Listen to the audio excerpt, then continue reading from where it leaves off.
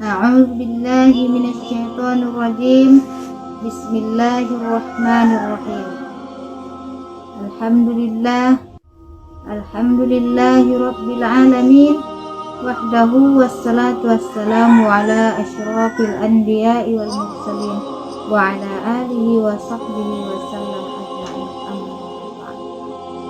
Yang pertama-tama marilah kita ucapkan puja dan puji syukur kita kehadirat Allah Subhanahu wa taala yang mana Ia telah memberikan kita beribu-ribu nikmat, yakni nikmat kesehatan dan nikmat kesehatan. Kemudian selawat berangkaikan salam marilah kita sanjung tinggikan untuk Nabi kita, Nabi besar Muhammad sallallahu alaihi wasallam. Allahumma sholli ala sayyidina Muhammad wa ala ali sayyidina Muhammad. Kemudian langsung saja di sini saya ingin membahas tentang materi pernikahan, yang mana pernikahan itu adalah suatu ibadah yang wajib bagi orang yang sudah mampu, karena dikhawatirkan berbuat zina ataupun berbuat maksiat kepada Allah Subhanahu wa taala. Yang mana pernikahan itu juga disebut sebagai ikatan lahir batin antara seorang pria dan wanita, yang mana untuk menghalalkan hubungan badaniah antara suami dan istri yang sah, serta mengandung rukun dan syarat yang telah ditentukan oleh agama Islam. Yang kemudian ada tujuan, yang mana tujuannya adalah untuk memenuhi petunjuk agama dalam rangka mendirikan sebuah keluarga yang harmonis, sejahtera dan bahagia. Yang mana sejahtera itu adalah terpenuhinya hidup lahir dan batin, sehingga terciptanya sebuah keluarga yang bahagia. Kemudian di dalam suatu pernikahan itu kita harus mempunyai wali dan saksi. Jika tidak ada walinya, jika tidak ada saksinya, maka pernikahan itu tidak akan sah.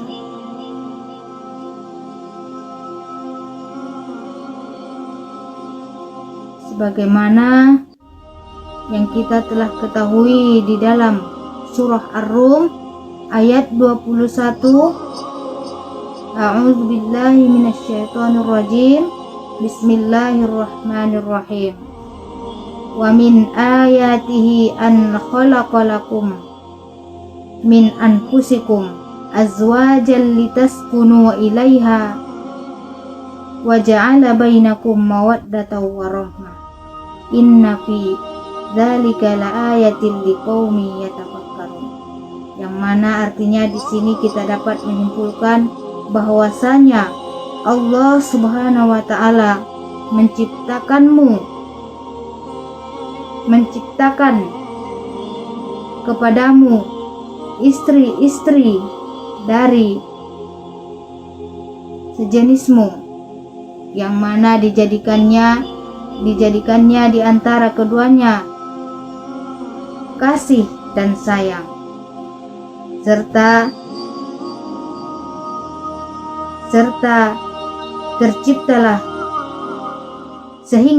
terciptalah sebuah ketentraman dan kenyamanan kepadanya.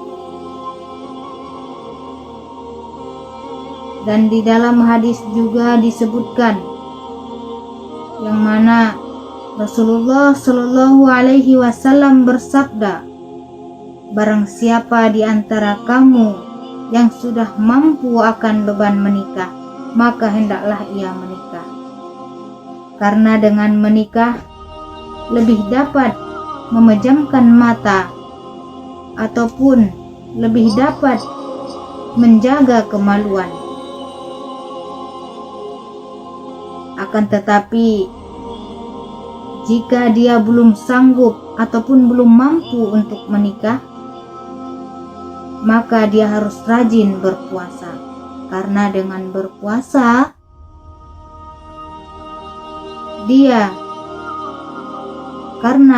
berpuasa, dapat menjaga nafsu baginya. Yang selanjutnya, ada macam-macam pernikahan yang dilarang oleh agama Islam, yakni yang pertama adalah nikah mut'ah ataupun kawin kontrak. Yang mana nikah mut'ah ataupun kawin kontrak ini adalah seorang laki-laki menikahi perempuan, kemudian laki-laki tersebut membatasi ataupun memberi batas waktu tertentu,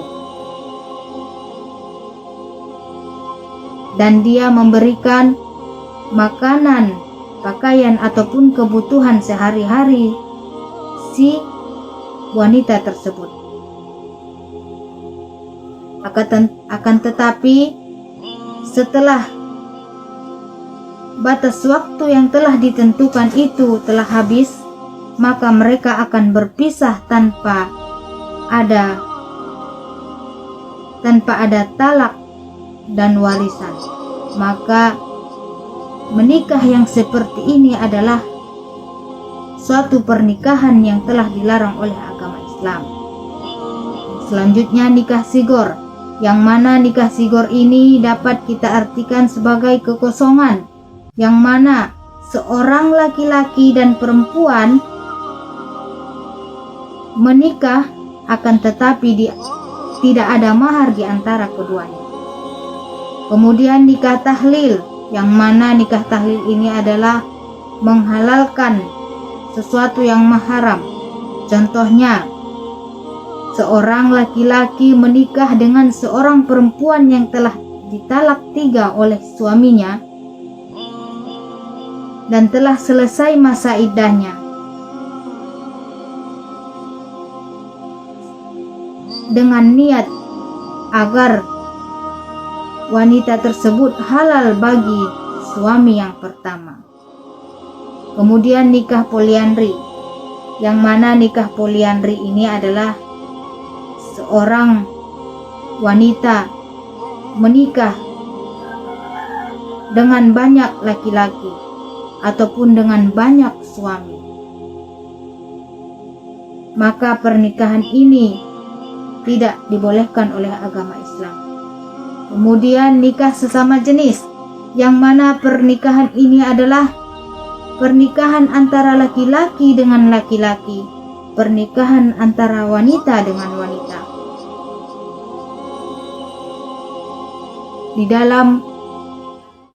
Di dalam hukum Islam juga menegaskan bahwa jika tidak memenuhi syarat dan rukun pernikahan, maka pernikahan itu tidak akan sah. Sesuai dengan firman Allah Subhanahu wa taala yang terdapat pada surah An-Nisa ayat 3, yang mana bunyinya adalah wa in khiftum alla taqsitu fil yatama fankihu ma tabalakum minan nisa'i masna wa sulasa wa ruba. Fa in khiftum alla ta'dilu fawahidah aw ma malakat aymanukum dzalika adna alla ta'ulu. Yang mana pengertiannya kita dapat menyimpulkan bahwasanya, dan jika kamu takut tidak akan dapat berlaku adil terhadap hak-hak perempuan yang yatim, maka hendaklah kamu menikah dengan seorang perempuan saja yang kamu senangi.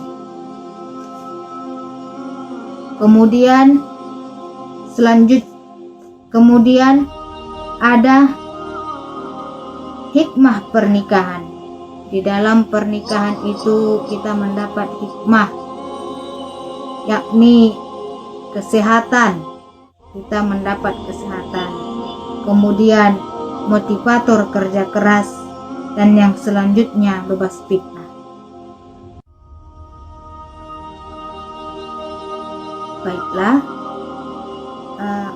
mungkin cukup di sini materi yang bisa saya sampaikan.